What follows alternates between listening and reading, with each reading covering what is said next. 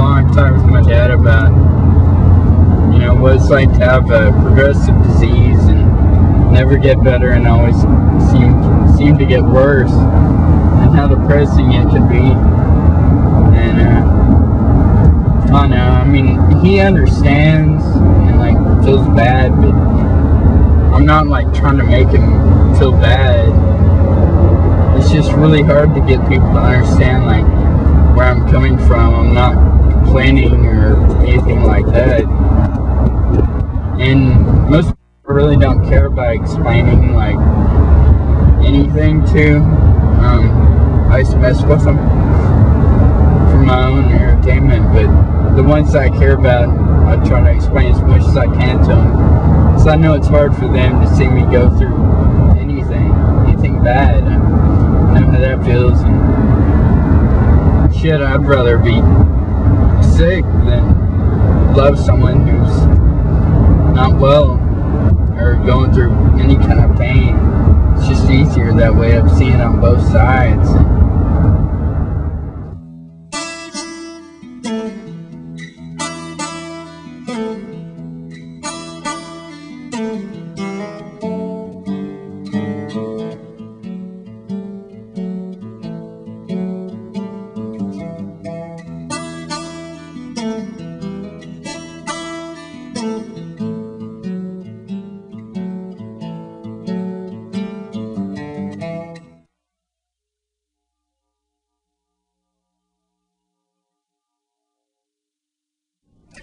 Okay, my sister, she got leukemia.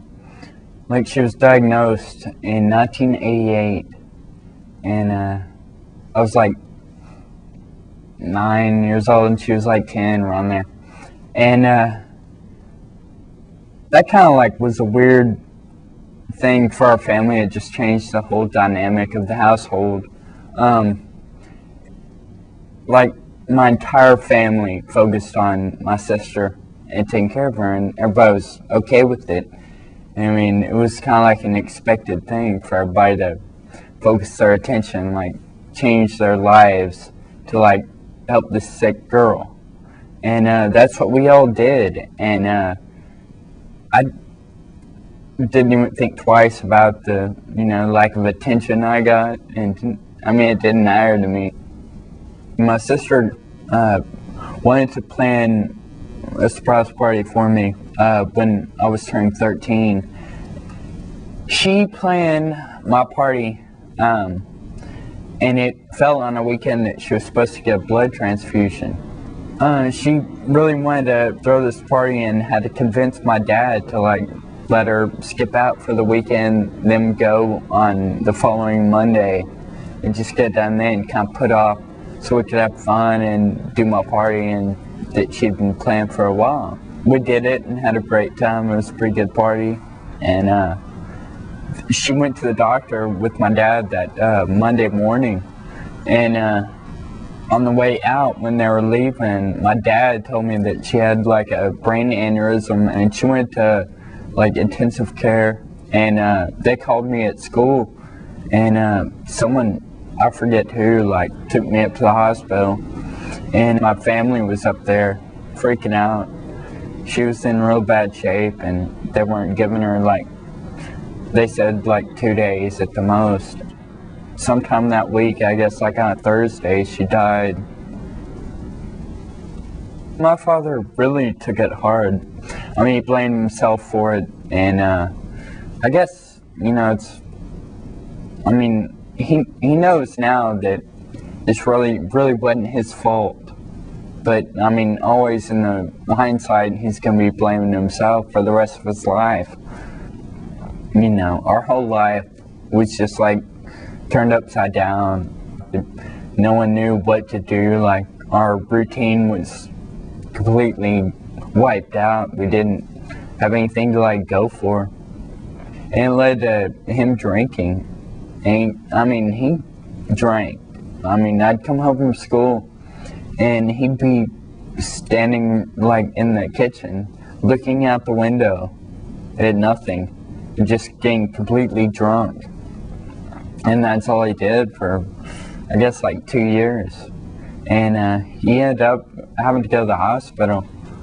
He had a seizure because he drank too much and wasn't eating properly. And once, that happened, everything was back to normal once he survived that, but they said he was gonna die. And that moment I was just like, well, what am I gonna do now? So I wasn't talking to my grandfather. I wasn't talking to my mother at the time. It was just me and my dad, and it was kind of like I was his caretaker, but he was the adult, and he was like the rock. So it kind of woke me up, and he's fine now. And it's just, it still affects him, and he still misses her, and it'll never be like the same person. My parents got divorced 3 years into my sister being sick. Our family was just completely like defunct, and lawyer bills and stuff like that, because it was nasty. The funny thing is now they get along fine. Yeah. Time is like the best cure for anything, I guess. 10 years later, everything's peachy.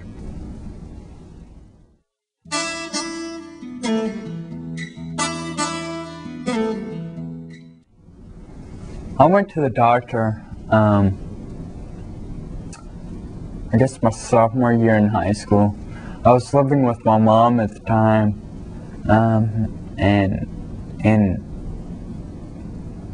all I remember is walking across the street to come home one day, and I fell down. It felt like someone had stabbed me in the back, and it was muscle spasms in my back. Now I know. So I crawled to my mom's apartment because I couldn't walk. It hurt that bad. So went to the doctor at Children's Medical Center, and I spent the day up there. And after all these tests and stuff, the doctor comes in my little room, and he sits down. He's like, you have Friedreich's Ataxia, and he told me about how I was gonna probably be in a wheelchair by the time I got out of high school, and that my muscles were gonna degenerate over time, and just all this stuff. And I was just like, huh? Kind of in shock. And I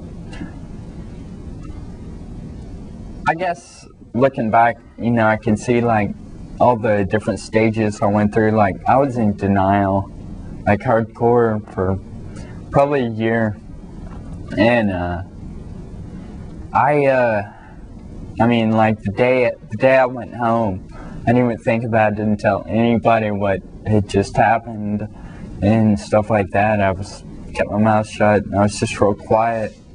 I wasn't in a normal upbeat mood, but I wasn't depressed, sad, or anything. And I guess I waited a week or two to tell my dad what happened. He had no idea. It was just kind of when I told him, it was what else? I give up.